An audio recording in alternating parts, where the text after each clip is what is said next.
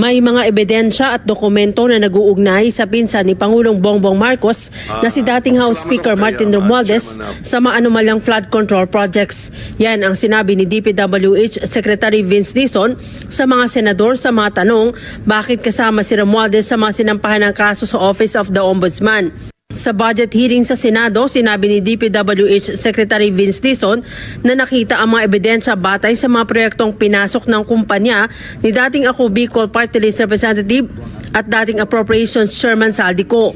Kabilang na dito ang kumpanyang SunWest at Hightone Corporation na parehong pagmamay-ari ni Ko. Ito po ay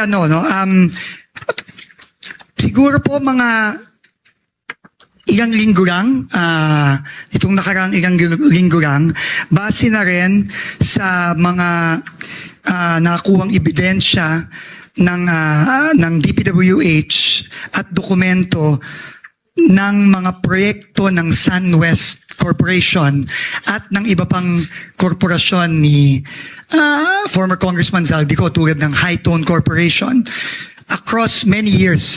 Mula anya noong 2016 hanggang 2025, umabot sa mahigit 100 bilyong piso ang nakuhang kontrata ng dalawang kumpanya ni Ko. Sinabi pa ng kalihim na isinama nila sa ebidensya sa paghahain ng kaso laban kay Romualdez ang pahayag ni dating Marine Sergeant Orly Gutesa na naghatid ito ng mga pera na nakalagay sa maleta sa bahay ni Romualdez sa Taguig. May basehan anya ang testimonya ni Gutesa dahil pinanumpaan ito sa investigasyon ng Senate Blue Ribbon Committee. Mr. President, no, at base na rin ito dun sa naging sworn testimony ni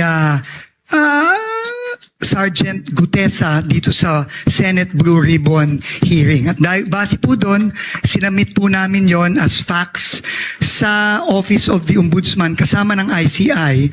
Kasama na rin po nung mga interviews ng ICI kay former Speaker Romualdez. At yun po ang naging basihan nung aming mga rekomendasyon na isinumiti po namin sa Ombudsman nung Biyernes. Si Romualdez ay nauna ng kinasuhan ng plunder, graft at bribery ng DPWH sa Office of the Ombudsman. Pero tanong ni